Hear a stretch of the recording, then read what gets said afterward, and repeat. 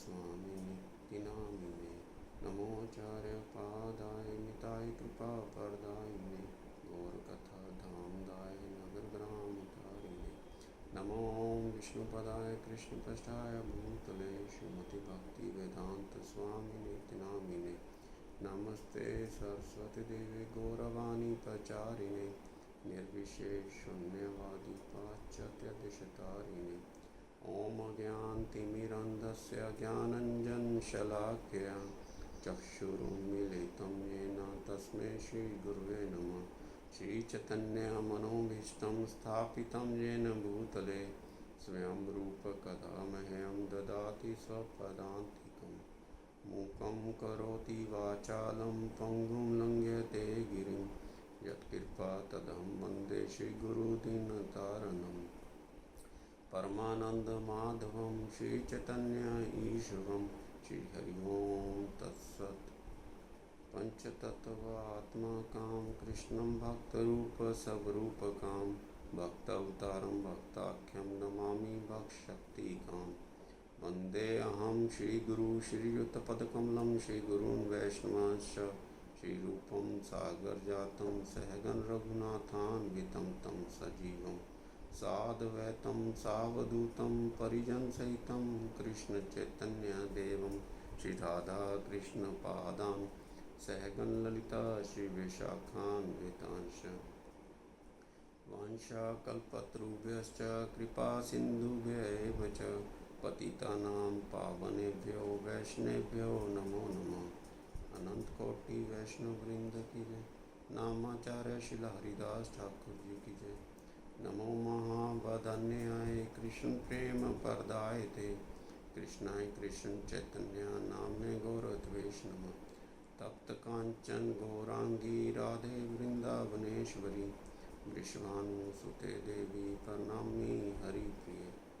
हे कृष्ण करुणा सिंधु दीनबंधु जगतपते गोपेश गोपिकांत श्री राधा कांत नमोस्तुते। जय श्री कृष्ण चैतन्य प्रभु नित्यानंद श्री अद्वैत गदाधर श्रीवासादि गौर भक्त वृंद। हरे कृष्ण कृष्ण कृष्ण हरे हरे हरे राम राम राम हरे हरे। हरे कृष्ण कृष्ण कृष्ण हरे हरे हरे राम राम राम हरे हरे। हरे कृष्ण कृष्ण कृष्ण हरे हरे हरे राम राम राम हरे हरे।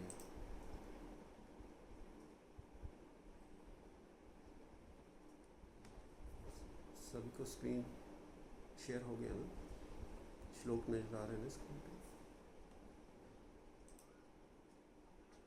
ठीक ठीक। कोटि कोटि धन्यवाद। तो शुरू करते हैं। ओम नमो भगवते वासुदेवाय।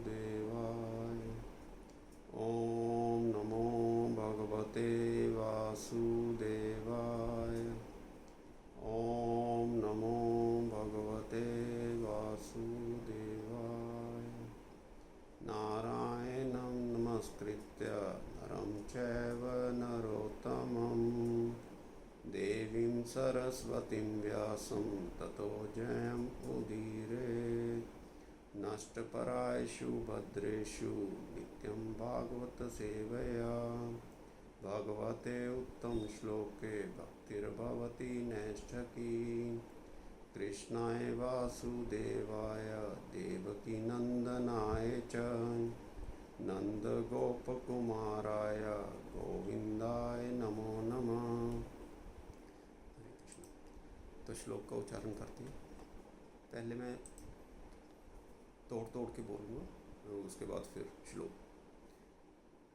यत्प्रसादाद् इदं विश्वं प्रसीदति यद् आत्मम्।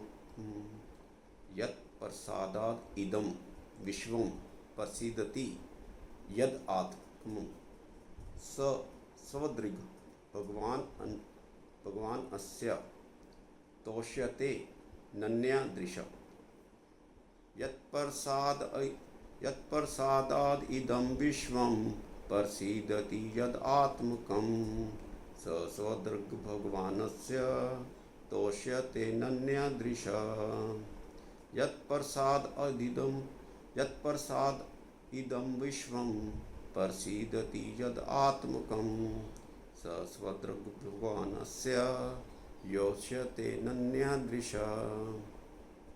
इसमें ये जो एस वाला सिंबल है उसको अ नहीं बोलना, हमें कोशिश करनी है अ नहीं बोलना वहाँ पे।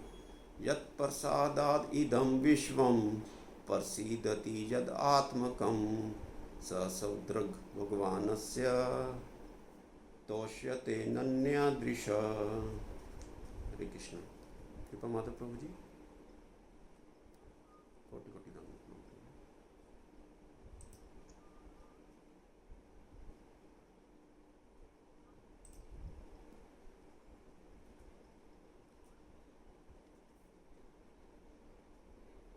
हरे कृष्ण। हाँ जी, कलावती माता जी, धन्यवाद।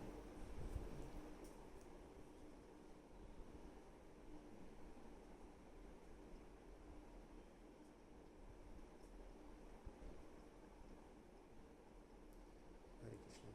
उर्मिला माता जी, धन्यवाद माता जी।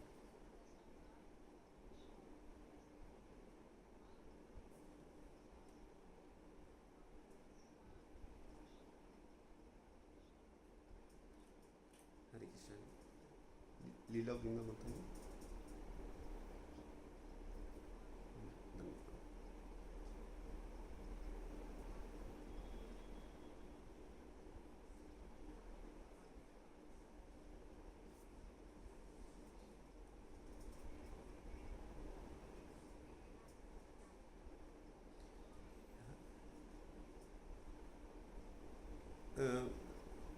मृदुल नेता प्रभु जी, आप सबको म्यूट कर दीजिए प्लीज़।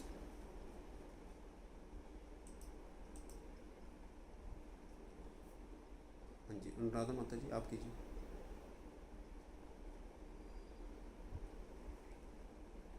धन्यवाद।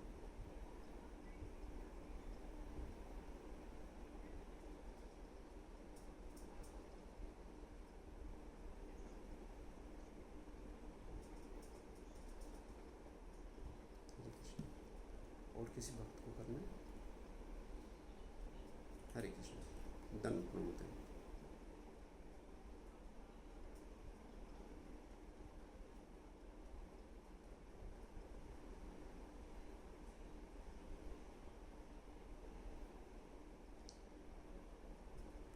हाँ जी माता जी।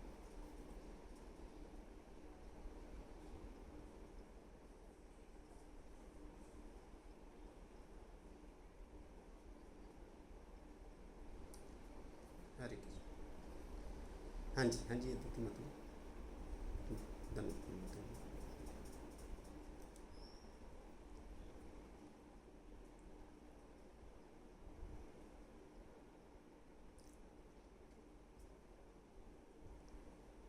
हरे कृष्ण। हो गया। तो शब्दार्थ, अनुवाद और तात्पर्य कृष्ण कृपा मूर्ति अभय चरण भक्ति वेदांत स्वामी श्रील प्रभुपाद जी के द्वारा किए गए। जगत गुरु श्रील प्रभुपाद जी की जय। शब्दार्थ। यथ जिसके, प्रसादात कृपा से, प्रसाद से, कृपा से, विश इदम यह, विश्वम ब्रह्मांड, प्रसिद्धति आनंदमय बनता है, सुखी बनता है। यथ जिसके, आत्मकम सर्वव्यापक होने से, हर जगह उपस्थित होने से, सह वह स्वदृक अपने भक्तों की विशेष प्रवाह करने वाले। बहुत ही सुंदर यहाँ पे प्रभुपाद जी ने अर्थ दिया है, अपने भक्तों की विशेष प्रवाह करने वाले। इस शब्द को अगर हम तोड़ें तो दो शब्दों से मिलकर बना हुआ है, स्व और दृक। स्व होता है अपने, जैसे हम बोलते हैं स्वजन। स्वजन मतलब जो हमारे जन हैं, सारे जनों में से जो अपने जन होते हैं उसको हम बोलते हैं स्वजन। तो अपने के लिए स्व शब्द यूज़ किया जाता है। और दृक, दृक दृष्टि के लिए यूज़ किया जाता है। तो प्रभुपाद जी ने इतना सुंदर इसका अर्थ निकाला है कि जब वो अपनों पे दृष्टि डालते हैं, अपने भक्तों के ऊपर जब वो दृष्टि डालते हैं तो अपने भक्तों के ऊपर विशेष अनुग्रह करते हैं, विशेष प्रवाह करते हैं अपने भक्तों की। एक शब्दार्थ इसका ये निकलता है कि अपने भक्तों के ऊपर दृष्टि डालते हैं। दूसरा है कि अपने भक्तों को अपना दर्शन करवाते हैं, स्वद्र का। तो दो तीन और भी कई सारे मीनिंग हैं, हम आगे चर्चा करेंगे, लेकिन अभी यहाँ पे ये समझना चाहिए कि ये दो शब्दों का मिला हुआ है, स्व और द्र का, तो उसके कारण इसके मल्टीपल मीनिंग्स निकलते हैं। भगवान, भगवान, यस्य, जिसका, तोष्यते, तुष्ट होते हैं, प्रसन्न होते हैं, पूरी तरह से तुष्ट हो जाते हैं, पूरी तरह से प्रसन्न हो जाते हैं। अनन्या, और किसी अन्य के कारण, बिना किसी अन्य कारण के, अनन्या, बिना विचलन के। दृशा, बुद्धि से। अनुवाद श्रील प्रभुपाद के द्वारा। हर व्यक्ति उनसे प्रसन्न रहेगा, क्योंकि ब्रह्मांड के परम नियंता भगवान सदैव ऐसे भक्त से तुष्ट रहते हैं, तोष्यते, जो उनके अतिरिक्त और किसी वस्तु की इच्छा नहीं करता। हर व्यक्ति उनसे प्रसन्न रहेगा। किन से प्रसन्न रहेगा? क्या संदर्भ चल रहा है यहाँ पे? संदर्भ ये चल रहा था कि कश्यप मुनि और कश्यप मुनि और दिति माता के बीच में संध्या काल के समय संयोग हुआ था, जो कि काल और परिस्थिति की दृष्टि से ठीक नहीं था। तो दिति माता की जिद की वजह से वो हुआ। तो उसके बाद, उसको करने के बाद कश्यप मुनि तो वापस अपना ध्यान में चले जाते हैं, और जैसे ही वो गलत कार्य होता है तो दिति माता को, मैं बार बार अदिति क्यों, दिति माता को बाद में बहुत घृणा होती है, बहुत पश्चाताप होता है कि ये मैंने क्या कर दिया, गलत टाइम पे कर दिया। तो बहुत पश्चाताप करते हैं, ताप करते हैं, शोक करते हैं, उचित अनुचित का विचार करते हैं, भगवान से प्रेयर करते हैं, शिव भगवान से प्रेयर करते हैं, कश्यप मुनि से प्रेयर करते हैं कि मैंने गलत कार्य किया है, कि मेरी जो संतान उत्पन्न होगी उसका कुछ अहित ना हो जाए। तो कश्यप मुनि फिर उनको बताते हैं कि क्योंकि अब तुमने गलत काम किया है, तो जो तुम्हारी संतान पैदा होगी, दो संतान पैदा होंगी। क्यों दो संतान पैदा होंगी? क्योंकि मैं इकाई भूल गया, मुहूर्त के अंदर दो इकाइयाँ होती हैं। मतलब एक मुहूर्त के टाइम आपने ये गलत काम किया था, इसके कारण दो पुत्र पैदा होंगे आपके, और दोनों बहुत अतताई होंगे, जो कि त्रिलोकी में पूरी तरह हाहाकार मचा के रखेंगे, ब्राह्मणों को दुखी करेंगे, स्त्रियों को दुखी करेंगे, बच्चों को दुखी करेंगे, सबको बहुत दुखी करेंगे। तो बहुत ही अतताई होंगे। यह सुन के दिति माता की आत्मा कांप जाती है कि जब वो इतना अतताई होंगे तो उनको तो, और ख़ास करके जब कश्यप मुनि ने ये बताया कि वो ब्राह्मणों को बहुत सताएंगे, तो दिति माता के मन में बहुत बड़ा भय हो गया कि कहीं वो ब्राह्मणों के श्राप से उनकी मृत्यु ना हो। क्यों उनको इस बात का भय हो गया? क्योंकि उनको पता है कि जो ब्राह्मणों के द्वारा श्रापित होता है, जब ब्राह्मणों की जिसको हाय लग जाती है, उसका कहीं पे कोई भी किसी तरह का भी उसको सुख नहीं मिल सकता। इवन जो नारकीय लोग होते हैं, नरक के लोग भी होते हैं, वो भी ऐसे जीव को नहीं चाहते। क्या तात्पर्य था उसका? कि नरक में जो ऑलरेडी इतनी यातनाएं झेल रहे होते हैं, जो जीव इतनी यातनाएं झेल रहे होते हैं, स्वाभाविक अगर हमें कोई यातना आती है, बहुत ज़्यादा यातना आती है, तो हमारे हृदय से क्या निकलता है कि मैं तो ये यातना झेल रहा हूँ, भगवान करे कि ये यातना किसी और को ना मिले। ऐसी जो नरक के लोग हैं, उनके मन में भी एक स्वाभाविक वो रहता है, इतनी यातनाएं वो झेलते हैं कि वो चाहते हैं कि ये यातना किसी और को ना मिले। लेकिन अगर ब्राह्मण को कोई दुखी करता है तो उसके लिए प्रति उनका ये विचार नहीं आता कि ये यातना उसको ना मिले। ये मतलब होता है कि नारकीय लोग भी उसको नहीं चाहते थे, उसका सुख नहीं चाहते थे। तो जब ये भय पैदा होता है तो वो फिर बहुत प्रार्थना करती है, जैसे मैंने बताया कि शोक करती हैं, पश्चाताप करती हैं, उचित अनुचित का विचार करती हैं, भगवान के बारे में विचार करती हैं कि भगवान तो बहुत कृपामयी हैं, शिव भगवान को बहुत प्रार्थनाएं करती है, कश्यप मुनि को प्रार्थनाएं करती हैं। तो फिर कश्यप मुनि उनको क्या बताते हैं कि हालांकि आपके दोनों पुत्र बहुत आतताई होंगे, लेकिन उनकी मृत्यु भगवान के हाथों होगी। तो दीति माता को बड़ा सुख का अनुभव होता है, बहुत ही हृदय में शांति पड़ती है उनके, कि कम से कम मेरे जो पुत्र हैं वो ब्राह्मणों के श्राप के द्वारा दंडित नहीं होंगे, और भगवान के द्वारा मारे जाएंगे। तो उनको पता है कि भगवान के द्वारा अगर किसी की हत्या या मृत्यु की होती है तो उसको मोक्ष की प्राप्ति होती है। तो उनको बड़ा सुख का अनुभव होता है कि चाहे वो कितना ही आतताई होंगे, लेकिन क्योंकि भगवान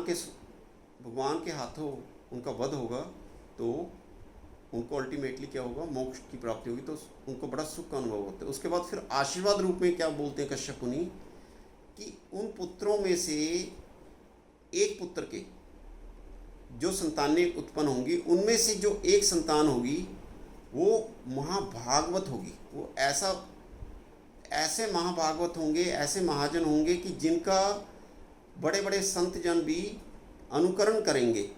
उनका अनुकरण कैसा अनुकरण करेंगे कि उनका अनुकरण करते हुए उनके हृदय में से जो वैर भावना है पूरी तरह खत्म हो जाए, निर्वैर भावना उनके हृदय में आ जाए उनका अनुकरण करते हुए। कि इतने बड़े महाजन होंगे वो, मतलब आपके जो पौत्र होंगे, पुत्र हिरणाक्ष के कोई संतान नहीं थी, बेसिकली दो पुत्रों में से एक के कोई संतान नहीं होगी और एक के 5 संतानें होंगी। उन 5 में से जो एक संतान होगी वो महाभागवत, महाजन, महावैष्णव पैदा होंगे। राक्षस कुल में या असुर कुल में पैदा होने के बावजूद भी देवता तक भी उनकी पूजा करेंगे। मृदुल नेता प्रभु प्लीज़ सबको म्यूट कर दीजिए प्लीज़। तो ये संदर्भ था। तो यहाँ पे हर व्यक्ति उनसे प्रसन्न रहेगा। अभी उन्हीं का महिमावान हो रहा है, उन्हीं का गुणगान हो रहा है। कश्यप मुनि अपने होने वाले पौत्र का गुणों की व्याख्या करें, उनकी महिमा की व्याख्या करें कि हर व्यक्ति उनसे प्रसन्न रहेगा। किनसे? प्रहलाद महाराज से, जो कि कश्यप और दीति माता के क्या हैं, पौत्र हैं। तो ये संदर्भ चल रहा है। आई होप कि सबको रिकलेक्ट हो गया कि हम किस पड़ाव पे हैं श्रीमद् भागवत के। तो क्या कहा जा रहा है यहाँ पे, हर व्यक्ति उनसे प्रसन्न रहेगा, प्रहलाद महाराज से प्रसन्न रहेगा। अगर कोई पूछे हर व्यक्ति उनसे प्रसन्न रहेगा, क्यों प्रसन्न रहेगा भाई, ऐसा क्या करेंगे कि वो हर व्यक्ति उनसे प्रसन्न रहेगा? क्योंकि ब्रह्मांड के परम नियंता भगवान सदैव ऐसे भक्त से तुष्ट रहते हैं। भगवान क्यों ऐसे भक्त से तुष्ट रहते हैं? जो उनके अतिरिक्त और किसी वस्तु की इच्छा नहीं करता, कि उनके मन में, उनकी बुद्धि में क्या है, अनन्या दृशा। क्या शब्द आया था? अनन्या। उनकी बुद्धि में कोई और बात घुसती ही नहीं है। भगवान की भक्ति के अलावा कोई और बात घुसती नहीं है। भगवान की तुष्टि के अलावा, भगवान को तोषित करने के अलावा और कोई बुद्धि में, कोई कितना भी उनके बुद्धि में कुछ भी घुसाने की कोशिश करे। षंड और अमर ने दुनिया भर का जोर लगा लिया था उनको डिप्लोमेसी सिखाने में कि ये शत्रु है, जो देवता हैं वो हमारे शत्रु हैं, शत्रुओं के साथ ऐसा व्यवहार करना चाहिए, ऐसा करना चाहिए। डिप्लोमेसी में हमें ध्यान रखना चाहिए कौन अच्छा है कौन बुरा है। प्रहलाद महाराज ने कहा कोई अच्छा बुरा होता ही नहीं है, सब तो मेरे प्रभु के स्वरूप हैं। तो प्रहलाद महाराज किसी में अच्छा बुरा देखते ही नहीं थे। यहाँ तक कि हिरण्यकशिपु ने जब उनको इतनी यातनाएं दी, सांपों के कुंड में फेंकवा दिया, पहाड़ी से फेंकवा दिया, अग्नि में झोंक दिया, विष दे दिया, हाथी के पैरों के नीचे कुचल दिया, जो कुछ भी ऐसा सब लोग हिरण्यकशिपु के आदेश पे करते थे, उसके लिए भी जो वो कर रहे होते थे, यातना दे रहे होते प्रहलाद महाराज को, प्रहलाद महाराज उनके अंदर भी कोई बैर भावना नहीं देखते थे। जबकि इतनी यातनाएं दी जाती थी, यहाँ तक कि हिरण्यकशिपु जो उनको ये सब यातनाएं दे रहा था, उनके प्रति भी आप देख सकते हो कि हिरण्यकशिपु के प्रति भी प्रहलाद महाराज के मन में कोई बैर भावना नहीं थी, किसी तरह की कोई द्वेष, कोई बैर भावना नहीं थी। कैसे पता लगता है कि जब नरसिंह भगवान प्रकट हो जाते हैं और हिरण्यकशिपु का वध कर देते हैं, तो हिरण्यकशिपु का वध करने के बाद सब हिरण्यकशिपु से पूरी तरह भयभीत हो जाते हैं। यहाँ तक कि उनकी जो अर्धांगिनी है लक्ष्मी जी भी पूरी तरह भयभीत हो जाती हैं, उनके पास जाने से डरती हैं। तो ब्रह्मा जी जब लक्ष्मी को कहते हैं तो लक्ष्मी कहती है कि नहीं, इतने उग्र रूप में मैं इनके पास नहीं जा सकती, इनका क्या पता कि मेरे ऊपर ही हाथ चला दे। तो लक्ष्मी जी भी उनके समक्ष प्रकट नहीं होना चाहती, तो प्रहलाद महाराज जाते हैं, उनको माला पहनाते हैं, तो उनको बहुत प्यार से चाटते हैं, क्योंकि वो शेर के रूप में, आधे शेर और आधे नर के रूप में होते हैं, तो उनको सहलाते हैं, चाटते हैं उनको अच्छे से प्रहलाद महाराज को, और फिर कहते हैं कि मैं तुमसे बहुत प्रसन्न हूँ, तुम मुझसे वर मांगो। तो प्रहलाद महाराज पहले तो कहते हैं कि नहीं, मुझे कोई वर नहीं चाहिए, कोई वर नहीं चाहिए। तो उनको बाध्य करते हैं कि मेरा जो दर्शन होता है, नरसिंह भगवान कहते हैं कि मेरा दर्शन बिना किसी आशीर्वाद के हो नहीं सकता, तो मुझे आशीर्वाद रूप में तुम्हें कोई वर तो देना ही होगा, तो मुझसे वर मांगो। आप देखिए कि जिसका पिता उसको कितनी कितनी यातनाएं दे रहा है, कितनी कितनी यातनाएं दे रहा है, क्या कर, और यातनाएं किस लिए दे रहा है? भक्ति रोकने के लिए, विष्णु की भक्ति रोकने के लिए यातनाएं दे रहा है, और किसी कारण नहीं। ये नहीं कि कोई मूर्ख धूर्त पुत्र पैदा हो गया है, बहुत ही इंटेलिजेंट पुत्र है, इतना इतना प्यार करते थे जब तक उनको ये पता नहीं लगा था कि ये विष्णु की भक्ति करता है। गोद में बैठा के उसको अच्छे से सहलाता था हिरण्यकशिपु, और पूछता था कि आज तुमने क्या सीखा, आज तुमने क्या सीखा। तो ऐसे पिता के लिए भी कोई दुर्भावना नहीं थी उनके हृदय में। तो जब उनको बाध्य किया जाता है कि कोई वर मांगो, कोई वर मांगो, तो क्या मांगते हैं कि मुझे पता है कि मेरे पिता ने बहुत बहुत दुराचार किया है, बहुत बहुत अत्याचारी थे, बहुत बहुत ब्राह्मणों को त्रिलोकी में पूरा भय फैला के रखा हुआ था, देवताओं को बहुत कष्ट दिए है। अगर आप कृपा करना चाहते हो तो इनका उद्धार कर दो। देखिए कि उनमें अगर जरा सी भी दुर्भाव भावना होती तो ऐसा वर नहीं मांगते कि जो उनको इतनी इतनी यातनाएं दे रहा था, उनका भी सुख चाहते हैं, उनको चाहते हैं कि उनको मोक्ष प्राप्त हो जाए। तो ऐसे प्रहलाद महाराज के लिए यहाँ पे व्याख्या की जा रही है कि उनका कोई भी द्वेषी था ही नहीं, उनको किसी में भी अपने प्रभु के अलावा कुछ नजर ही नहीं आता था, क्योंकि वो अनन्या भक्ति कर रहे थे भगवान की, इसलिए भगवान तुष्ट थे। और क्योंकि भगवान तुष्ट थे और भगवान के हैं, पूरे ब्रह्मांड की आत्मा है, हर जीव, हर अणु, हर कण की आत्मा है, हर कण में भगवान परमात्मा स्वरूप में हैं। क्योंकि भगवान प्रसन्न हो जाते हैं, इस कारण सारे के सारे जीव, सारे का सारा ब्रह्मांड ऐसे महाभागवत, ऐसे महावैष्णव, ऐसे महाजन से हमेशा प्रसन्न रहता है। यहाँ तक कि उनके पिता के जो दुश्मन हैं वो भी उनसे प्रसन्न रहते थे। हम इस पर व्याख्या करेंगे, लेकिन अभी मैं सिर्फ अनुवाद ही आपको थोड़ा एक्सप्लेन किया है, हम तात्पर्य में नहीं गए। यहाँ तक किसी का कोई प्रश्न हो, शब्दार्थ में से या अनुवाद में से किसी को कोई क्वेश्चन हो, किसी को कोई बात लग रहा हो कि यहाँ पे कुछ अतिशोक्ति कर दिए, हरे कृष्ण।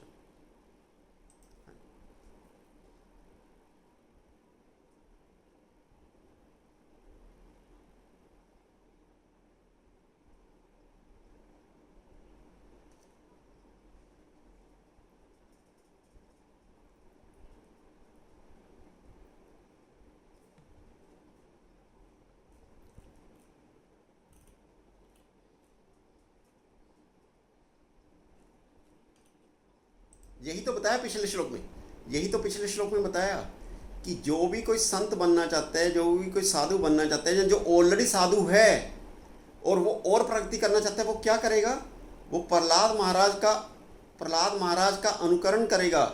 उनका अनुकरण करते हुए क्या करेगा? अपने हृदय में जो द्वेष भावना है उसको पूरी तरह धो डालेगा। कि जैसे प्रहलाद महाराज के हृदय में द्वेष भावना का लेश मात्र भी नहीं था, उसी तरह का अनुसरण करते हुए, उसी तरह का अनुकरण करते हुए वो जो साधु व्यक्ति है, वो जो संत व्यक्ति है, वो भी इसी तरह से चाहेगा कि मेरे हृदय में से भी पूरी तरह द्वेष खत्म हो जाए। यही तो पिछले श्लोक में बताया था माता जी, यही तो था पिछले श्लोक में।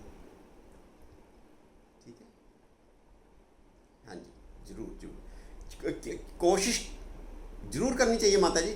जो चैतन्य महाप्रभु हैं, किसी को याद है कि चैतन्य महाप्रभु ने दो चरित्र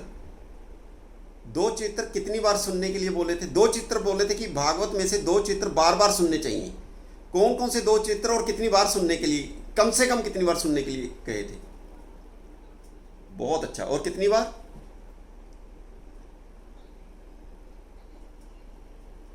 नहीं, ऐसा नहीं है। और 108 बार, कम से कम 108 बार।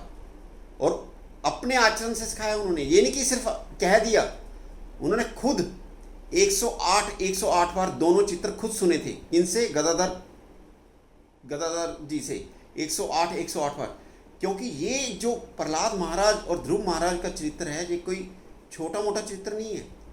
आप देखिए कि इतनी इतनी शिक्षाएं मिलती हैं, इतनी शिक्षाएं मिलती हैं प्रहलाद महाराज के चित्र से। ऐसे नहीं चैतन्य महाप्रभु ने हमें कह दिया कि ये चित्र कम से कम 108 बार सुनना चाहिए, तब जाके हमें समझ में आया कि प्रहलाद महाराज थे क्या और हमें क्या सीखना चाहिए उनसे।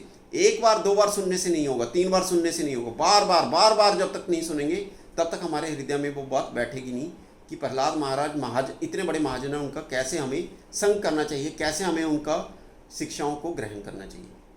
Is that all right? और किसी का कोई? ठीक है, तो हम आगे चलते हैं। किसी का कोई यहाँ पे? तो यहाँ पे प्रभुपाद जी का हम तात्पर्य लेंगे, उससे पहले थोड़ा सा और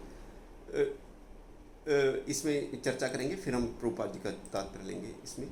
तो इसमें ये बताया कि अनन्या भाव से, अनन्या का क्या मतलब होता है? हम मतलब कैसे, क्या उसको मतलब प्रैक्टिकल, जब तक हम उसका व्यवहारिक रूप समझते नहीं हैं तब तक बड़ा वो थ्योरेटिकल सा रह जाता है, हम उसको समझ नहीं पाते कि अनन्या का मतलब क्या है। अनन्या का क्या मतलब होता है? हमारे शरीर में 10 इंद्रियां होती हैं। एक मन होता है, आंतरिक मन होता है। आंतरिक मन की बात नहीं कर रहा मैं, आंतरिक मन जिसको हम क्या बोलते हैं? अंतःकरण। अंतःकरण के 4 भाग होते हैं, जिसमें मन होता है, बुद्धि होता है, चित्त होता है। चित्त मतलब जो पुरानी जितनी भी हमारी स्मृति है उसको रिकॉर्ड किया गया है, और अहंकार होता है।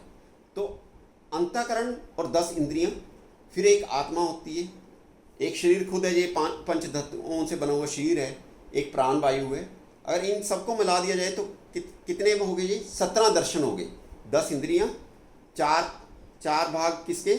अंतःकरण के 14, 15वीं आत्मा, 16वां शरीर और 17वीं प्राण वायु। ये 17 होते हैं।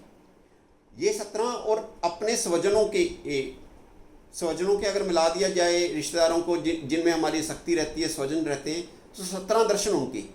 तो जब 34 के 34 दर्शन में सिर्फ भगवान के अलावा और कुछ ना आए, ना इंद्रियों में कुछ आए, ना मन में आए, ना बुद्धि में आए, ना चित्त में आए, ना अहंकार में आए, ना आत्मा में आए, ना शरीर में आए, ना प्राण वायु में आए, जब खाली अपने ही नहीं और जो हमारी आसक्ति दूसरों में बनी रहती है, अपने जनों में बनी रहती है, अपने स्वजनों में बनी रहती है, जब तक वो सारा ध्यान, चाहे वो अपने स्वजनों में आसक्ति है, चाहे अपने शरीर के प्रति आसक्ति है, मन के प्रति आसक्ति है, बुद्धि के प्रति, जब तक उस सब में भगवान केंद्र बन के नहीं बैठ जाते, तब तक वो अनन्या भक्ति नहीं कहलाती। कि ना तो मेरा अपने किसी स्वजनों में मन जाए, ना अपने प्रति मन जाए, ना अहंकार में मन जाए, किसी भी तरह से मेरा मन किसी और, मेरा मन, बुद्धि, अहंकार, आत्मा, कोई भी चीज़, ना मेरी इंद्रियां किसी भी और कार्य में ना लगे, सिर्फ भगवान ही हर जगह बैठे हों, उसको बोलते हैं अनन्या भक्ति। बुद्धि में और कुछ घुस ही ना पाए, इतनी ढीठ हो जाए बुद्धि की, अगर कोई उसमें कुछ घुसाना भी चाहे, जैसे षंड और अमर ने जी जान लगा दी थी जब हिरण्यकशिपु ने उनको धमकी दे दी थी कि अगली बार ऐसा हो गया ना, अगली तो अपना सोच लेना। षंड और अमर को तो अपने प्राणों की चिंता होगी थी कि इसको सुधारना पड़ेगा, प्रहलाद महाराज को सुधारना पड़ेगा, नहीं तो हमारे प्राण तो गए, हिरण्यकशिपु हमें छोड़ने वाला नहीं है। उन्होंने पूरी कोशिश कर दी थी कि उनकी बुद्धि में भगवान के अलावा डिप्लोमेसी घुसाएं। वो इतने ढीठ बुद्धि थी उनकी, इतनी ढीठ बुद्धि थी, इतनी परिपक्व बुद्धि थी, इतनी मैच्योर बुद्धि थी कि उन्होंने जोर लगा लिया, उनकी बुद्धि में और कुछ घुस नहीं पाया। तो ये होता है अनन्या बुद्धि। तो इसको एक तो एक्सप्लेन करने वाली बात थी।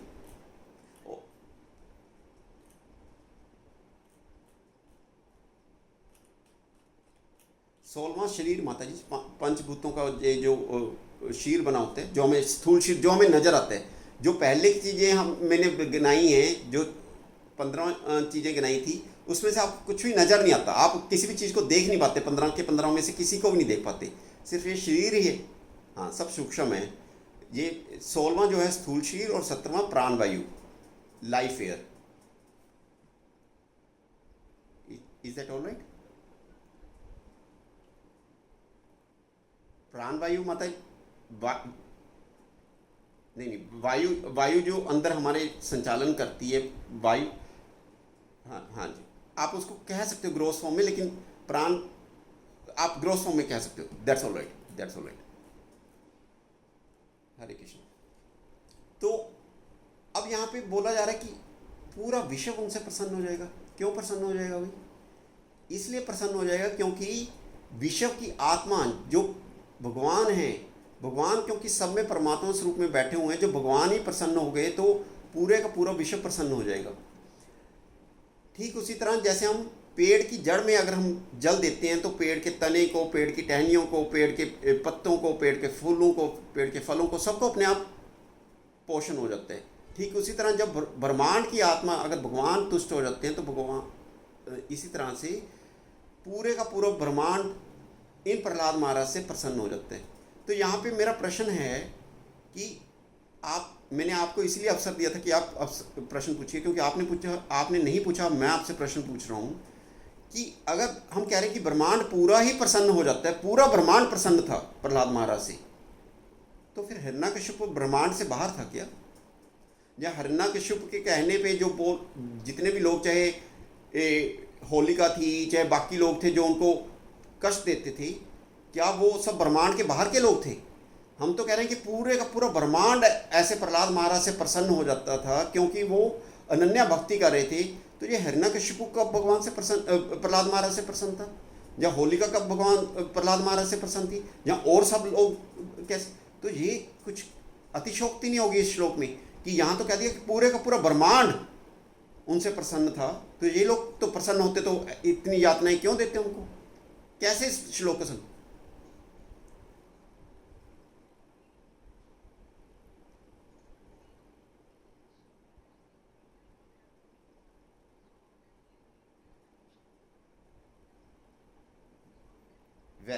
वेरी गुड माता जी, वेरी गुड। बहुत अच्छा आपने एग्जांपल दिया कि तीन तरह के लोग होते हैं। हमें इस बात को ध्यान में रखना चाहिए। एक भगवान के उन्मुख होते हैं, जो भगवान से प्रेम करते हैं, भगवान की भक्ति करते हैं, भगवान की प्रसन्नता के लिए कार्य करते हैं, उनको बोलते हैं भगवान उन्मुख, भगवान के प्रति उन्मुख है। एक भगवान के प्रति विमुख है, भगवान से मुंह फेर लिए, भगवान के प्रति, भगवान की तुष्टि के लिए कार्य नहीं करते, लेकिन भगवान अपनी इंद्रिय तृप्ति में लगे रहते हैं। और तीसरे तरह के लोग होते हैं भगवान से द्वेष करते हैं, भगवान से वैर रखते हैं। तो यहाँ पे क्या बात हो रही है कि जो भगवान से उन्मुख है वो तो प्रसन्न होंगे। वो कौन होंगे? संत लोग होंगे, साधु लोग होंगे, वो तो प्रसन्न होंगे। इवन जो विमुख लोग हैं, जो हमारे जैसे लोग हैं, जो भगवान से द्वेष नहीं करते, वो भी प्रसन्न रहेंगे, क्योंकि परमात्मा स्वरूप में भगवान हमारे सबके हृदयों में बैठा हुआ है। लेकिन जो भगवान से वैरता रख रहे हैं, वैर रख रहे हैं, भगवान से दुश्मनी रख रहे हैं, भगवान से द्वेष कर रहे हैं, वो प्रसन्न नहीं होंगे। ठीक उसी तरह जैसे पेड़ से अगर कोई शाखा टूट के अलग हो गई है, और जब हम पेड़ की जड़ को अगर हम जल दे रहे हैं, तो फिर उस टूटी हुई शाखा को जल नहीं मिलेगा। अगर जुड़ी हुई है तब तो जल मिलेगा। तो परमात्मा स्वरूप में जब भगवान हमारे हृदय में बैठे हुए हैं, हालांकि हम चाहे विमुख हैं भगवान से, लेकिन जब तक हमारे में भगवान के प्रति वैर भाव नहीं है, भगवान के प्रति द्वेष नहीं है, तब तक वो सारे प्राणी भगवान क्या होंगे? प्रसन्न रहेंगे। सिर्फ वो जीव प्रसन्न नहीं रहेंगे जो भगवान से वैर रखते हैं। तो इस बात को अच्छे से समझना चाहिए। ठीक है, जरूरी नहीं है माता जी, राक्षस में भी बहुत प्रजातियां हैं। ऐसा नहीं है कि राक्षस सारे के सारे भगवान से वैर रखते हैं, ऐसा नहीं मानना चाहिए। पूरी की पूरी राक्षस प्रजाति, उसमें दानव भी आते हैं, राक्षस भी आते हैं, बहुत सारी प्रजातियां होती हैं। ऐसा नहीं मानना चाहिए कि जो भी राक्षस, इंदिरा माता जी आप प्लीज़ म्यूट कर लीजिए प्लीज़। तो ऐसा नहीं मानना चाहिए कि राक्षस सारे के सारे भगवान के वैरी होते हैं, नहीं। यहाँ पे बात हो रही है कि भगवान के सिर्फ वैरी जो हैं, भगवान के जो दुश्मनी रखते हैं भगवान के साथ, हिरण्याक्ष और हिरण्यकश्यप जैसे लोग, रावण जैसे लोग जो भगवान से वैर रखते हैं, उनको छोड़ के बाकी पूरा जगत ऐसे महाभागवत से, ऐसे महाजन से प्रसन्न हो जाएगा। Is that all right? किसी को कोई? उसके बाद स्वदर्ग मैंने जैसे बताया कि एक तो मैंने बताया कि भगवान अपने जनों पे क्या करते हैं? दृष्टि डालते हैं, उन पे कृपा करते हैं। ऐसे प्रहलाद ऐसे भक्तों के ऊपर कृपा करते हैं। एक मतलब तो इसका ये निकला था। दूसरा मतलब मैंने बताया कि ऐसे भक्तों को अपना दर्शन देते हैं, और किसी को दर्शन नहीं देते। सिर्फ ऐसे ही भक्तों, कैसे भक्तों को? जो अनन्या भक्ति करते हैं, सिर्फ ऐसे ही भक्तों को दर्शन देते हैं और किसी को दर्शन नहीं देते। तो किसी को भगवत गीता का श्लोक याद है कि इससे रिलेटेड भगवत गीता में क्या श्लोक आया हुआ है?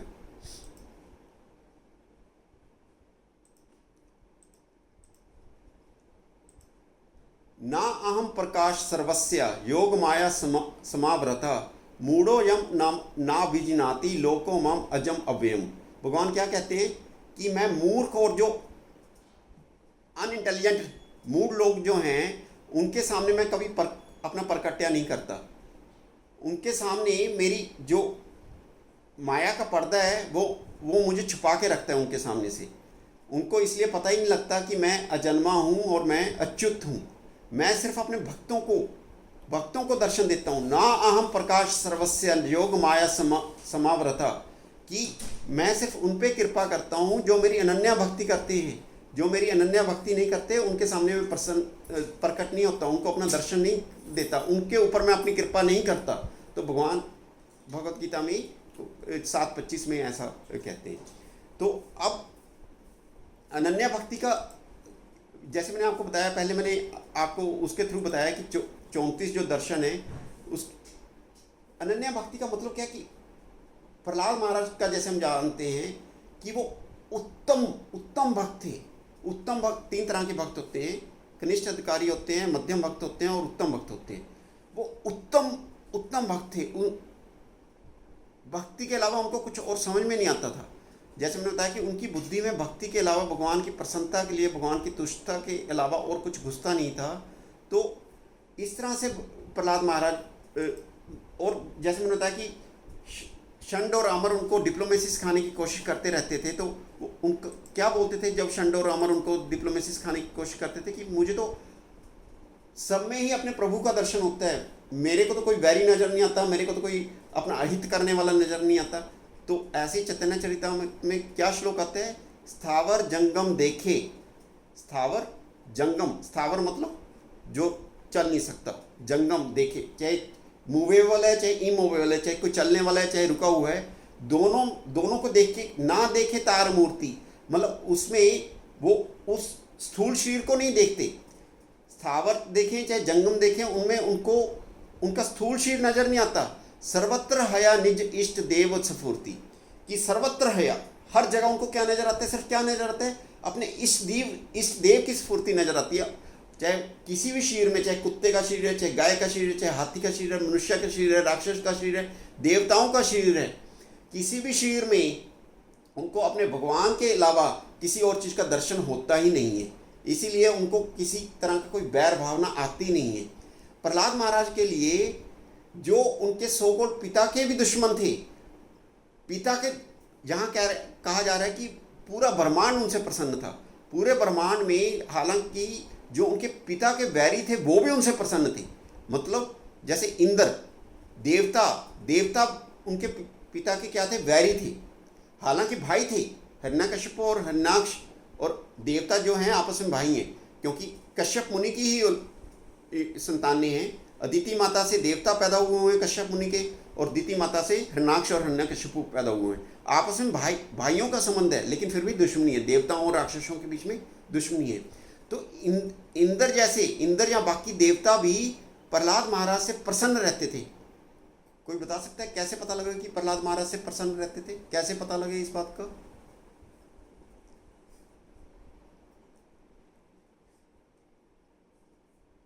आपको मैं संक्षेप में वो एपिसोड बताता हूँ कि जब हिरण्यकश्यप बहुत घोर तपस्या के लिए गया था, तो हिरण्यकश्यप तो चला गया था और सारा डर हिरण्यकश्यप के कारण ही था। तो देवता लोग राक्षसों पे भारी पड़ गए थे, सारे राक्षसों को मार भगाया था, उन्होंने खदेड़ दिया था। और क्यादु जो हिरण्यकश्यप की पत्नी थी, उस वक्त गर्भावस्था में थी, उसको कैदी बना के अपने स्वर्ग लोग लेके जा रहे होते हैं, अपनी नगरी लेके जा रहे होते हैं। तो रास्ते में नारद जी उनको रोक लेते हैं कि तुम ये क्या कर रहे हो? तो वो कह रहे हैं कि नहीं, ये हमारे दुश्मन की पत्नी है, सबसे बड़े दुश्मन की पत्नी है, और इसकी कोख में भी, इसकी गर्भ में भी हमारा एक और दुश्मन पैदा हो रहा है। इसलिए हम इसको कैदी बना के लेके जा रहे हैं कि जैसे ही ये जन्म होगा, इसको जन्म होते ही, जैसे सपोलियो के सांप के बच्चे को सपोलियो को कहते हैं कि जन्म होते ही मार देना चाहिए, इसी तरह से हम इसको उस वक्त मार देंगे कि हमारे दुश्मन आगे जाके ये हमारे से दुश्मनी निभा ही ना पाए। तो नारद जी उस वक्त कहते हैं आप क्या कह रहे हो, आपको पता है? अभी देखिए नारद जी क्यादू को लेके नहीं गए हैं अभी तक। जिस जगह की मैं आपको चर्चा बता रहा हूँ, अभी वहाँ पे जब देवताओं को बता रहे हैं कि ये कौन है, उसके बाद नारद जी कहेंगे कि नहीं आप इसको छोड़ दो, मैं इनको लेके जाऊँगा। फिर अपने आश्रम लेके जाते हैं, फिर क्यादू को बहुत बहुत भागवत सुनाते हैं और प्रहलाद महाराज भागवत सुनते हैं। ये बाद की बात है, अभी भागवत नहीं सुनाइए प्रहलाद महाराज को या क्यादू को। उसके पहले ही नारद जी क्या बोलते हैं कि तुम बहुत बड़ी गलती कर रहे हो, बहुत बड़ी गलती कर रहे हो। ये जो जीव है जो क्यादू के गर्भ में है, ये महाभागवत है, महाजन है। ऐसा नहीं मानना चाहिए कि हालांकि गुरु थे, नारद जी गुरु थे, उन्होंने मार्गदर्शन किया, प्रहलाद महाराज के गुरु थे, लेकिन ये पहले से ही महाजन थे। नारद जी ने उनको मार्गदर्शन जरूर किया, इसीलिए तो नारद जी ने कहा कि ये जो जीव है ये महाजन है।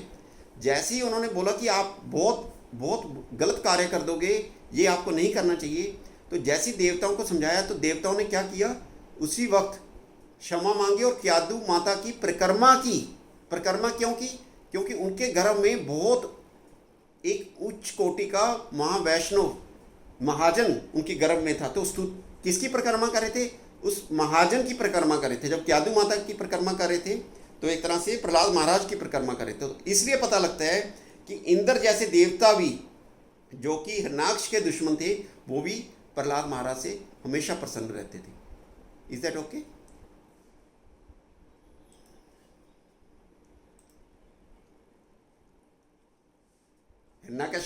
हिरण्यकशिपु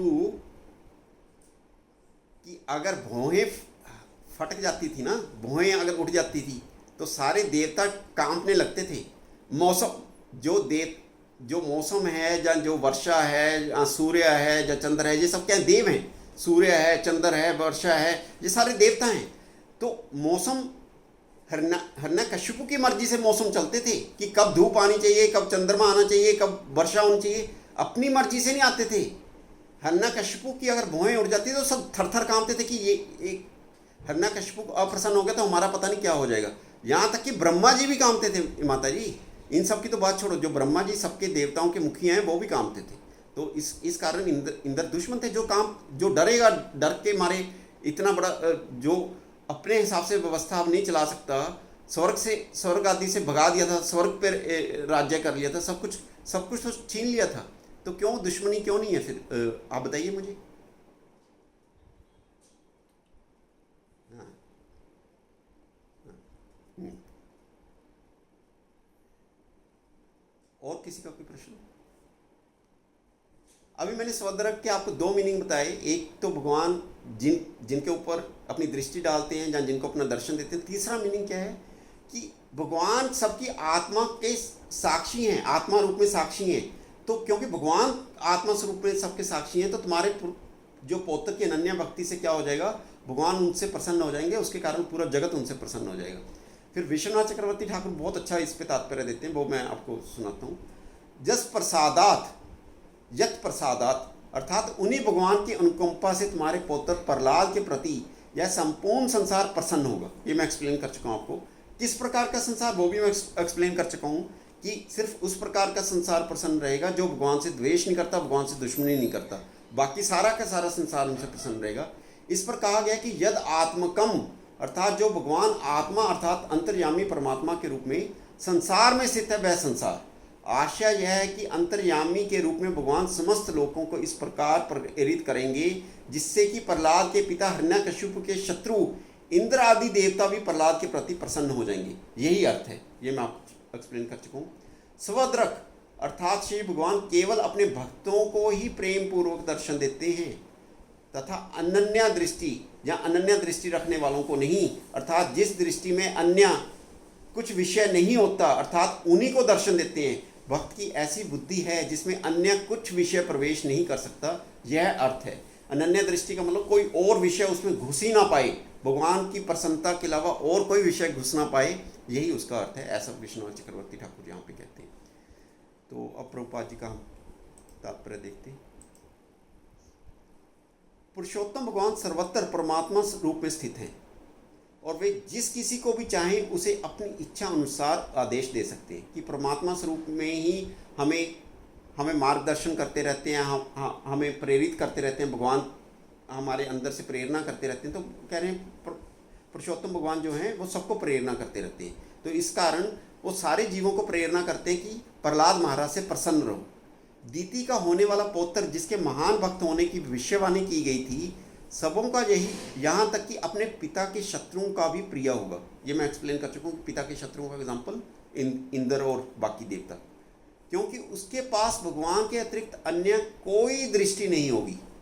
ये भी मैं एक्सप्लेन कर चुका हूँ कि शंड और अमर का एग्जाम्पल देखिए कि उनकी बुद्धि में कोई और विषय घुसा ही नहीं पाता था। कोई कितनी भी कोशिश कर ले, भगवान के अलावा उनकी बुद्धि में और कोई विषय जा ही नहीं पाता था। अनन्या उनकी दृष्टि थी। शुद्ध भक्त अपने आराध्य ईश की उपस्थिति सर्वत्र देखता है कि स्थावर जंगम देखे, मैंने आपको एक्सप्लेन किया कि कुछ भी स्थूल रूप कुछ भी देखे, लेकिन उसके अंदर क्या देखता है? अपने ईश की उपस्थिति देखता है। सर्वत्र हर जगह अपने ईश की उपस्थिति देखता है। भगवान इस प्रकार से आदान प्रदान करते हैं कि वे सारे जीव भी जिनमें भगवान परमात्मा रूप में निवास कर रहे होते हैं, शुद्ध भक्त को चाहते हैं। शुद्ध भक्त का कोई वैरी हो ही नहीं सकता। शुद्ध भक्त का कभी कोई वैरी नहीं हो सकता। ये एक सिद्धांत है, प्रिंसिपल है। उसका बेसिक क्या है, फंडामेंटल क्या है? वो ये है कि क्योंकि भगवान को प्रसन्न शुद्ध भक्त कर रहा होता है। जब भगवान प्रसन्न होते हैं परमात्मा स्वरूप में, सबको वो प्रेरित करते हैं, सबको प्रेरणा करते हैं कि वो किसी भी तरह से शुद्ध भक्त से वैर ना रखें, किसी भी तरह का वैर ना रखें। इस तरह से प्रेरित करते हैं। इसका बहुत सुंदर एग्जाम्पल है, बहुत सुंदर। मैंने जैसे इंद्र का एग्जाम्पल दिया आपको, एक और बहुत सुंदर एग्जाम्पल है चैतन्य चरितामृत से, हरिदास ठाकुर के। हाँ बताइए, क्या क्या एग्जाम्पल था माता जी हरिदास ठाकुर जी का? बहुत अच्छा है।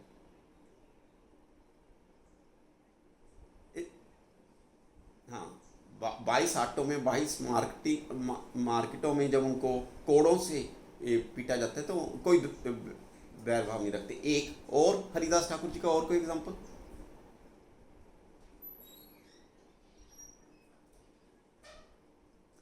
मैं हरिदास ठाकुर, नित्यानंद प्रभु का ठीक है माता जी, आपके जगह ही मदई वाला ठीक है। हरिदास, बहुत अच्छा। हाँ, तो वैश्य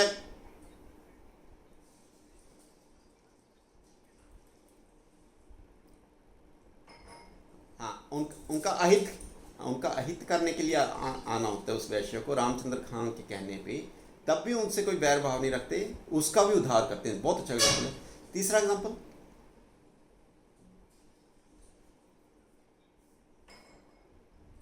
नहीं उससे बैर भाव का कैसे पता?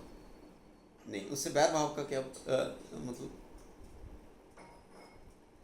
हरिदास ठाकुर जी की जो कुटिया थी या जो गुफा थी जिसमें वो रहते थे, उसमें हाँ, उसमें एक सांप, बहुत अच्छा माता जी, कलावती माता जी, बहुत अच्छा। एक सांप रहता था, इतना विषैला सांप था, इतना विषैला सांप था कि उसकी दुर्गंध से पूरी की पूरी गुफा में ऐसे विष फैला रहता था। जो हरिदास ठाकुर के पास आते थे वो कहते थे कि ये बहुत ही विषैला सांप है, आपको ये सांप को यहाँ से भगा देना चाहिए। तो आपको पता है हरिदास ठाकुर क्या कहते हैं? हरिदास ठाकुर कहते हैं कि मेरे को तो इससे कोई प्रॉब्लम नहीं है, आप लोगों को प्रॉब्लम है, तो ठीक है, हम ऐसा करते हैं कि अगर देखो, मैंने ये गुफा पे जितना मेरा अधिकार है उतना ही उस सांप का भी अधिकार है। ये कोई मैं ईशावास्य प्रिंसिपल को वो एक्सप्लेन कर रहे थे कि ये गुफा भगवान की बनाई हुई गुफा है। मैं ब्रह्मांड में जो कुछ भी है भगवान का है, मेरा नहीं है ये। जितना अगर मैं इसको अपना मानूं उतना सांप भी अपना मान रहा है, तो मैं सांप को ज़बरदस्ती बाहर क्यों निकालूं? हाँ, अगर अपनी स्वेच्छा से अगले 24 घंटे में सांप छोड़ के चला जाता है अपनी इच्छा से तो ठीक है, अगर वो नहीं छोड़ के जाएगा तो मैं ये गुफा छोड़ के चला जाऊंगा। क्योंकि वो सांप और अपने में कोई डिफरेंस नहीं देख रहे हैं। वो सांप को भी एक प्राणी देख रहे हैं, अपने आप को भी एक प्राणी देख रहे हैं। जितना अधिकार मेरा इस गुफा पे उतना ही सांप का भी इस गुफा पे अधिकार है। मैं कैसे मान सकता हूँ कि ये गुफा मेरी और सांप की गुफा नहीं है?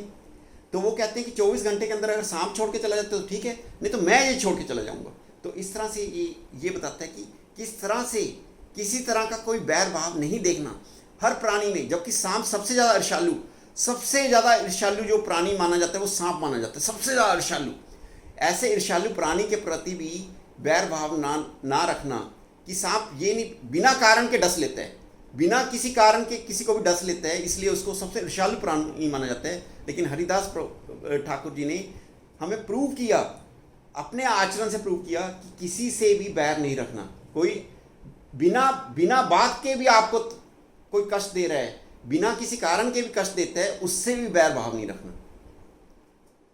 तो समझे? हाँ जी, बहुत अच्छे, बहुत अच्छे, बहुत अच्छे। क्योंकि भगवान उनके हृदयों में उपस्थित रहता है और वे उन्हें अपने भक्त के साथ मैत्री भाव रखने के लिए आदेश दे सकते हैं। अंदर से आदेश दे देंगे तो क्या करेगा कोई? इतिहास में ऐसे अनेक दृष्टांत हैं जिसमें उग्र से उग्र पशु भी भगवान के शुद्ध भक्त के प्रति मित्रवत बन गया। अभी मैंने एक एग्जाम्पल दिया आपको हरिदास ठाकुर जी का चैतन्य चरितामृत में। हाँ जी,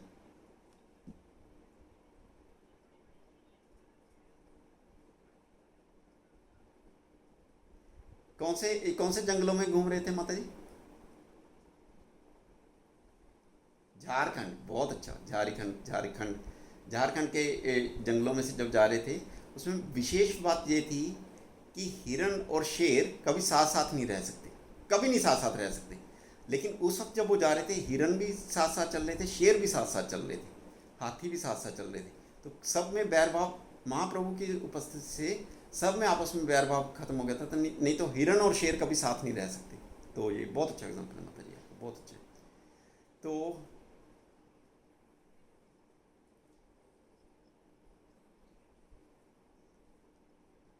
चैतन्य महाप्रभु ने हमें क्या बताया माता जी? हमारी लड़ाई किसके साथ है? किसके साथ लड़ाई है हमारी? जब हम भक्ति कर रहे हैं तो किसके साथ लड़ाई लड़ रहे हैं?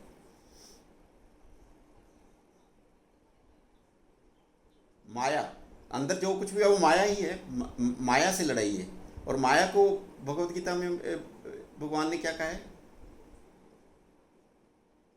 मम माया दुरत्या। तो मम माया दुरत्या भगवान के शब्दों को हम गलत प्रूव कर देंगे इतना इजीली।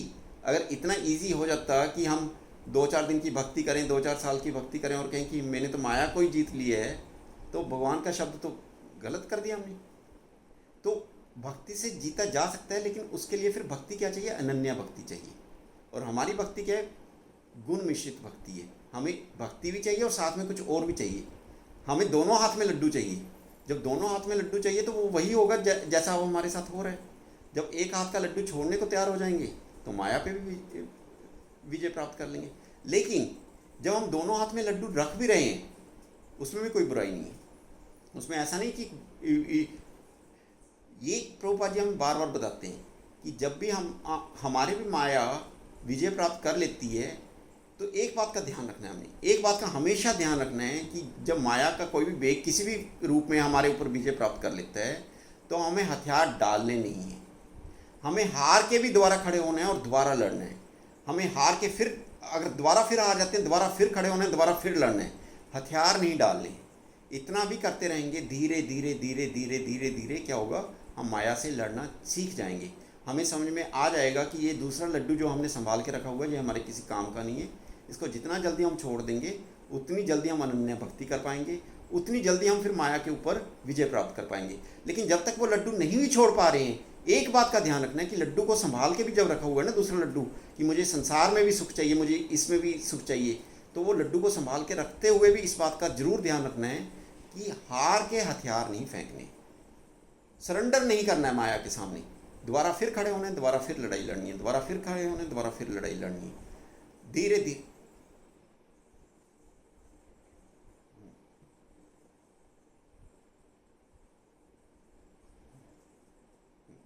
तो इस तरह से हमें बस ये रखना है कि हमें अपना गोल पता होना चाहिए। गोल तो ये है कि हमारे हाथ में जो दूसरा हाथ में लड्डू पकड़ा हुआ है वो छोड़ना है।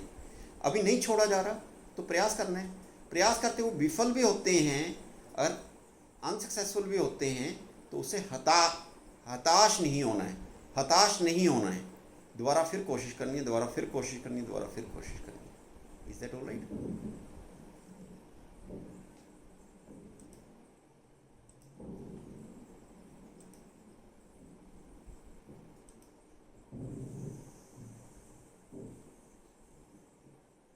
वो माता जी हमारे लिए था, ये बात का हमें कभी भूल नहीं करनी चाहिए कि भगवत गीता अर्जुन के लिए नहीं कही गई, अर्जुन के माध्यम से, अर्जुन के माध्यम से हम सबको कही गई है। जैसे गाय का दूध बछड़े के माध्यम से लिया जाता है, पहले बछड़ा गाय के थनों को मुंह लगाता है, तब गाय दूध देती है, वही दूध फिर हमें प्राप्त होता है।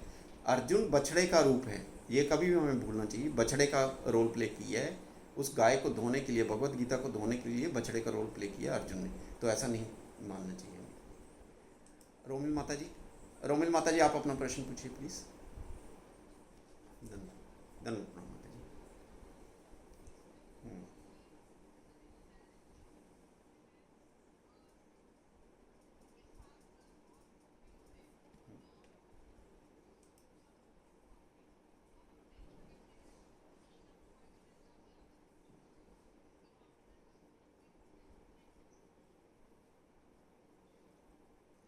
मैं माता जी के प्रश्न का जरूर उत्तर दूंगा, लेकिन ताकि हमारे ब्रेन सेल्स खुलें, हम भी थोड़ा सोचने में मजबूर हैं। कोई और इस प्रश्न का पहले उत्तर करना चाहेगा?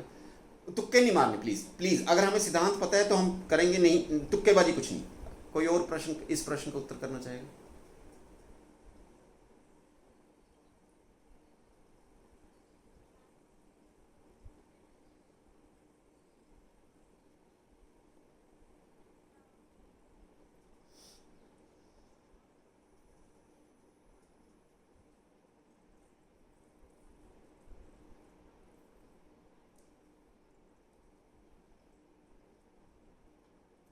बहुत अच्छा माता जी। और किसी का कोई? ठीक है रोमी माता जी, मैं आपके प्रश्न का उत्तर देता हूँ। इसको मैंने दो पार्ट्स में आंसर करना था, एक पार्ट माता जी ने आंसर कर दिए कि सब वक्त अपने अपने डिफरेंट स्टेजेस पे होते हैं। जब तक अनर्थों की पूरी तरह निवृत्ति नहीं हो जाती, जब तक अनर्थ निवृत्ति नहीं हो जाती, तब तक अपराध करने की संभावना हमेशा बनी रहती है, तो वो अपराध होते ही रहते हैं। जब तक अनर्थ पूरी तरह निकल नहीं जाएंगे, अनर्थ निवृत्ति का मतलब ये होता है कि अनर्थ निवृत्ति जब होगी उसके बाद अब अपराध नहीं बन सकते आपसे। अनर्थ निवृत्ति के बाद कभी भी अपराध बनेंगे ही नहीं, अनर्थ निवृत्ति का मतलब ही ये होता है। लेकिन ये एक लेवल ऑफ डेफिनेशन है। अब कोई कहे कि अनर्थ निवृत्ति होगी, पूरी तरह अनर्थ निवृत्ति होगी, पूरी तरह शुद्ध भक्त हो गए, पूरी तरह शुद्ध भक्त हो गए, क्या उनमें द्वेष हो सकता है? अब मेरा प्रश्न आपसे ये है, माता जी ने तो एग्जाम्पल दिया कि जो उनके गॉड ब्रदर्स थे, अब हमें क्या पता गॉड ब्रदर्स का कितनी आध्यात्मिक प्रगति थी। हो सकता है उनकी अनर्थ निवृत्ति जरूरी थोड़ा, चाहे भक्ति सिद्धांत सरस्वती के महाराज के सारे शिष्य हैं, अब प्रभुपाद के भी बहुत सारे शिष्य थे, क्या सबका एक ही लेवल था? या मान लो हमारे जो आज के जो गुरु प्रणाली है, उनके जो भक्त होते हैं, मान लीजिए माता जी रामनाथ स्वामी महाराज हैं, उनके जो सारे डिसेपल्स हैं सारे तो एक लेवल पे नहीं होते। ऐसे भक्ति सिद्धांत सरस्वती महाराज के भी जो डिसेपल्स रहे होंगे सारे एक लेवल के तो नहीं हो सकते। उनमें से एक कोहिनूर था, प्रभुपाद थे हमारे कोहिनूर, उनमें से एक भक्त, तो सारे एक लेवल पे नहीं होते। ये एक लेवल की डेफिनेशन है। अब मैं कह रहा हूँ कि सारे ही कोहिनूर हैं, सारे ही कोहिनूर हैं, क्या उनमें ईर्ष्या हो सकती है?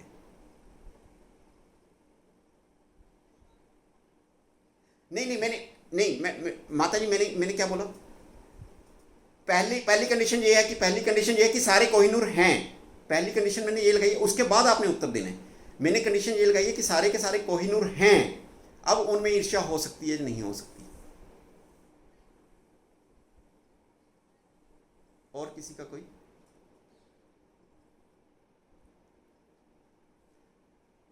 बताइए माता जी कैसे हो सकती है?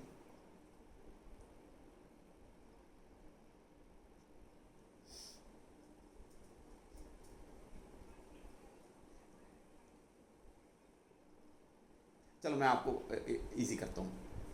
राधा रानी और चंद्रावली का ग्रुप भगवान की सेवा में सखियां हैं माता जी, रोमिल माता जी सखियां हैं उनकी।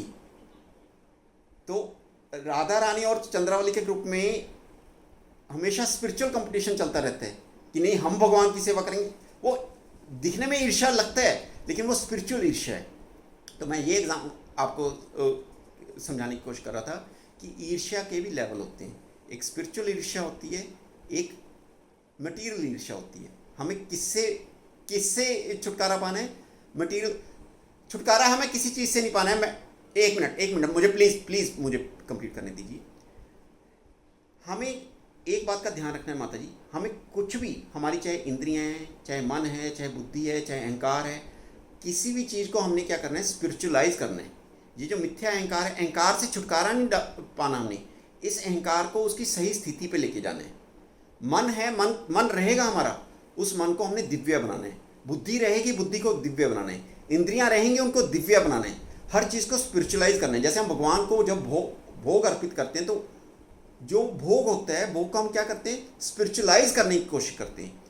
हम जब जप करते हैं, भगवान का श्रवण करते हैं, भगवान का कीर्तन करते हैं, तो हम क्या करें? अपने आप को स्पिरिचुअलाइज करने की कोशिश करें। ठीक उसी तरह चाहे ये जो हम कहते हैं कि हमारे जो काम है, क्रोध है, लोभ है, मत्सर है, इनको भी हमने स्पिरिचुअलाइज करना है। इनको भी स्पिरिचुअलाइज करना है। मैं एग्जांपल देके बताता हूँ। जैसे क्रोध है, क्रोध को कैसे स्पिरिचुअलाइज किया जाए? कोई कहे क्रोध को स्पिरिचुअलाइज, हनुमान जी ने क्रोध किया था ना, लंका जलाई थी ना। तो वैष्णव, कोई वैष्णव निंदा कर रहा है आपके सामने, तो वहां पे जो आप क्रोध करोगे वो क्या होगा? स्पिरिचुअल क्रोध होगा, कि आप वैष्णव की निंदा सुन नहीं सकते। हनुमान जी ने लंका जलाई थी, तो वो क्रोध क्या था? वो स्पिरिचुअल क्रोध था। ऐसी ईर्ष्या भी स्पिरिचुअल होती है, ऐसी काम भी स्पिरिचुअल होता है। तो इस बात को हमें अच्छे से मन में बैठा लेना चाहिए कि कोई भी चीज़ ऐसी नहीं है कि इसको हमें त्यागना है। त्यागना नहीं है, स्पिरिचुअलाइज करना है। रूप गोस्वामी ने हमें क्या बताया?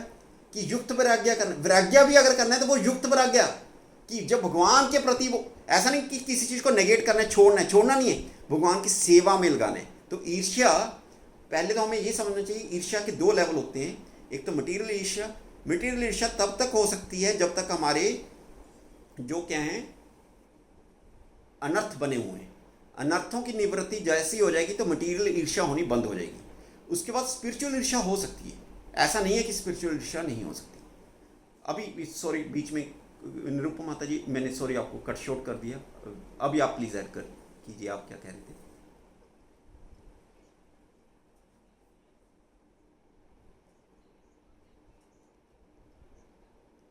एनवियस भी ना मत, एनवियस भी ना, बहुत अच्छा है आपका। मटेरियल दृष्टि से देखा जाए तो वो ठीक है, वो बहुत अच्छा एग्जांपल है आपका, जेलस और एनवियस मटेरियल दृष्टि। लेकिन एनवियस भी हम एक पॉजिटिव तरीके से नहीं ले रहे होते। एनवियस का मतलब होता है कि मैं उससे सीख रहा हूँ, मतलब उससे जेलसी लेके अपना नुकसान करने की बजाय, अपना दिल जलाने की बजाय, मैं उससे मतलब प्रेरणा लेके अपना कुछ अच्छा कर रहा हूँ। लेकिन यहाँ पे जो एनवियस भी पूरी तरह से फिट टर्म इसलिए नहीं है क्योंकि वहाँ पे जो मैं स्पिरिचुअल ईर्ष्या की बात कर रहा हूँ, स्पिरिचुअल ईर्ष्या में जो सेंटर होता है वो भगवान की सेवा होती है।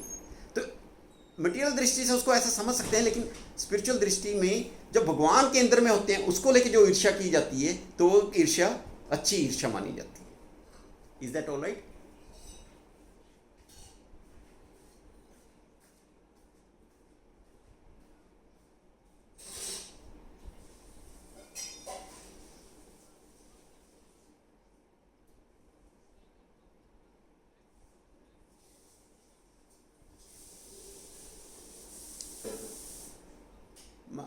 माता जी, जितना टाइम हमारे पास बचा है ना, किसी के पास मान लो 2 साल बचे हैं, किसी के पास 10 साल बचे हैं, किसी के पास 20 साल बचे हैं, किसी को पहली बात तो पता नहीं मेरे पास कितना समय बचा है, किसी को नहीं पता कि मौत किसी भी क्षण आ सकती है। लेकिन जिस दिन ये समझ में आ गया ना कि मैंने अपना टाइम खराब कर दिया, अब जो समय बचा है वो पर्याप्त होता है माता जी अपनी आध्यात्मिक प्रगति के लिए। जितना बचा है, जो निकल गया, उसके लिए अगर हम पश्चाताप करते भी रहेंगे, सोच सोच के अपना टाइम खराब करते भी रहेंगे, उससे कुछ हासिल नहीं होने वाला। लेकिन जो समय बचा है उसको उचित तरीके से अगर हम लगाएंगे तो उससे हमारी आध्यात्मिक प्रगति होगी। सॉरी, मैं यहाँ पे 1 मिनट के लिए रुक रहा हूँ क्योंकि रोमिल माता जी ने ओरिजिनल क्वेश्चन पूछा था। पहले मैं रोमिल माता जी के पास वापस जा रहा हूँ। माता जी, आपके प्रश्न का उत्तर हुआ है या अभी भी आपको कुछ संशय है आपके प्रश्न को लेके? रोमिल माता जी।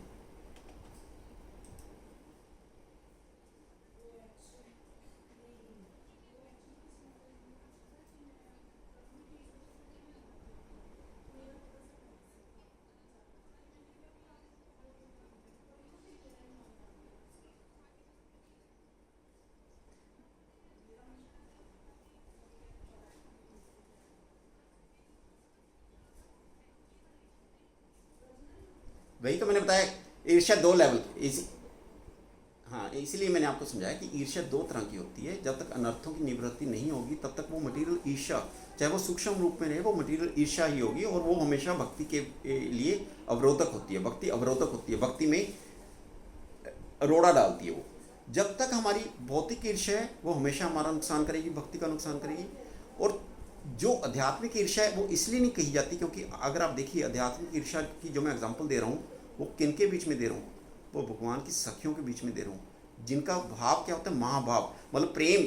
हम जो 9 सोपान की चर्चा करते हैं ना माता जी, वो क्या करते हैं कि सबसे पहले श्रद्धा, फिर साधु संग, फिर भजन क्रिया, फिर अनर्थ निवृत्ति। उसका जो 9वां जो लास्ट स्टेप होता है वो हम बोलते हैं प्रेम। और प्रेम हम ये मान लेते हैं कि लास्ट स्टेप है। प्रेम के आगे शुरुआत होती है एक्चुअल प्रेम की। वहाँ पे मैंने आपको एक क्लास में बताया कि उसके भी आगे बहुत बहुत डिविजन्स होती हैं। स्नेह होता है, मान होता है, भाव होता है, महाभाव होता है। और महाभाव मैंने बताया कि सिर्फ राधा रानी या उनकी सखियों के बीच में, ऐसी चंद्रावली या उनकी सखियों के बीच में होता है। तो वो जो अवस्था है इसलिए चर्चा नहीं की जाती क्योंकि वो हमारे लेवल से बहुत बड़ी बात है कि वो जो ईर्ष्या हो रही है वो महाभाव जिनके बीच में वहाँ पे ईर्ष्या की जा रही है, इसलिए उसको चर्चा नहीं की जाती कि वो हर किसी के समझ में नहीं आएगा। तो वो स्पिरिचुअल ईर्ष्या को कोई मिस इंटरप्रेट न करे, इसलिए उसको छोड़ दिया जाता है, उस विषय को छोड़ दिया जाता है, क्योंकि वो साधारण जीवों के लिए वो विषय नहीं है। वो सिर्फ राधा रानी चंद्रावली जैसे जो बहुत महाभाव में रहते हैं उनकी स्पिरिचुअल एक्सटेसी का वो विषय। Is that all right Romil माता ji? Does that explain? Hare Krishna. और कोई संशय रोमिल माता जी आपका? एक मिनट माता जी, एक मिनट माता जी, अशोक माता जी, संतोष माता जी का हैंड रेज्ड है। संतोष माता जी, रोमिल माता जी आपका और तो कोई प्रश्न नहीं है ना? हाँ जी संतोष माता जी, पहले आप पूछिए। संतोष माता जी आप प्लीज अनम्यूट कीजिए। ठीक है, शायद वो सुन नहीं पा रहे मेरी बात को, तो सॉरी अशोक माता जी, अभी आप पूछिए क्या पूछ रहे थे।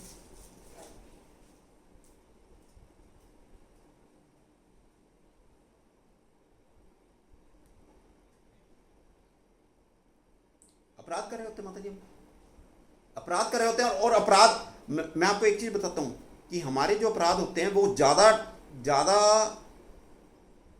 डेंजरस होते हैं एज कंपेयर टू कर्मी लोगों के अपराध। क्योंकि कर्मी लोग कम से कम भक्तों का अपराध नहीं कर रहे होते और हम भक्तों का अपराध कर रहे होते हैं। हमें ये बात अपनी गांठ बांध लेनी चाहिए कि जो कर्मी लोग अपराध कर रहे हैं उससे कहीं ज़्यादा डेंजरस हमारा अपराध होता है। क्योंकि हम जो भगवान का नाम जप कर रहे हैं, भगवान का श्रवण कर रहे हैं, भगवान का कीर्तन कर रहे हैं, उसके प्रति अपराध कर रहे हैं। कर्मी लोग उनके प्रति अपराध नहीं कर रहे होते। तो अपराध है माता जी, अपराध है। जो भी हमारा राग द्वेष मंदिरों में जाके जहाँ भक्तों के प्रति होते हैं वो सिर्फ और सिर्फ अपराध हो रहा होता है, वैष्णव अपराध हो रहा होता है। अपराध नहीं हो रहा होता, वैष्णव अपराध हो रहा होता है। और वैष्णव अपराध को चैतन्य महाप्रभु ने क्या बताया कि मद हाथी की तरह होता है, कि हाथी नहीं, जो मत है, जो पूरी तरह इंटॉक्सिकेटेड है, पूरी तरह शराब से जो मत है, वो हाथी क्या विध्वंस करेगा, क्या विध्वंस करेगा, उस तरह से हमारी भक्ति का विध्वंस हो जाता है। कृष्ण मत, कृष्ण प्लीज बाकी लोग म्यूट पर चलिए। Krishna, does that answer Ashok माता जी?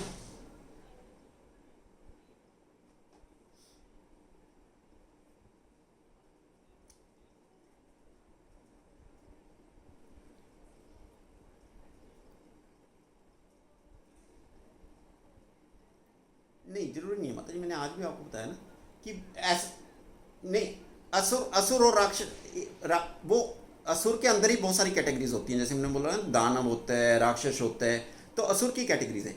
ऐसा कभी नहीं मानना चाहिए कि सारे के सारे जो असुर होते हैं वो हमेशा भगवान के वैरी होते हैं। ऐसा नहीं होता। ऐसा नहीं है कि भगवान के वैरी ही होंगे। वो भगवान के वैरी, तो मैंने आपको एग्जांपल्स दिया ना कि वो कहते हैं कि ये भगवान अपने भगवान के प्रति कंपटीशन करते हैं कि ये भगवान कैसे है। पुंडरिक जैसे ये पुंडरिक था ना, जो अपने आप को कृष्ण कहता था कि मैं कृष्ण हूँ, ये कृष्ण नहीं है। तो उस तरह से, हाँ, तो उस तरह के जो लोग होते हैं, शिशुपाल था, पुंडरिक था, दंतवक्र था, रावण था, ये सारे लोग जो भगवान से वैर करते हैं कि नहीं भगवान, तुम भगवान तो नहीं हो, मैं भगवान हूँ। तो आजकल कलयुग में तो हम बहुत सारे ऐसे देख सकते हैं जो अपने आप को भगवान कहते हैं, वो सारे भगवान के बैरी ही हैं, क्योंकि वो क्या करें, भगवान से कंपटीशन। जो अपने आप को भगवान बता रहे हैं वो सबसे, प्रभुपाद जी बहुत अच्छा इसमें इंग्लिश, क्यों प्रभुपाद जी ने जितना भी बोला है इंग्लिश में बोला है। प्रभुपाद जी बोलते थे कि जो अपने आप को गॉड बताता है वो GOD गॉड नहीं है, वो DOG डॉग है।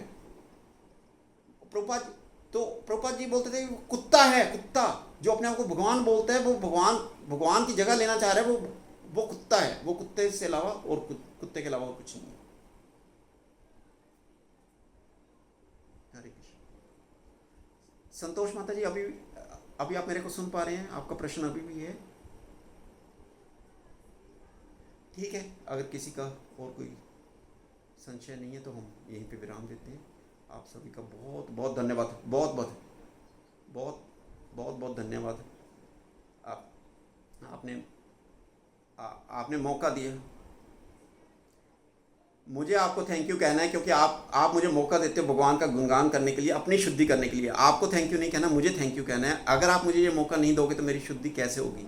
तो आपका सबका बहुत बहुत धन्यवाद कि आप मुझे मौका देते हो, अवसर देते हो कि मैं अपनी कुछ शुद्धि कर पाऊँ, भक्ति में प्रगति कर पाऊँ। आप आशीर्वाद देते रहिए, अपना आशीर्वचन बनाते रहिए।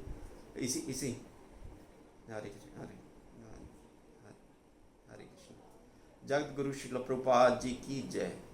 श्री ग्रंथराज श्रीमद् भागवत महापुराण की जय। संवेद भक्त वृंद की जय।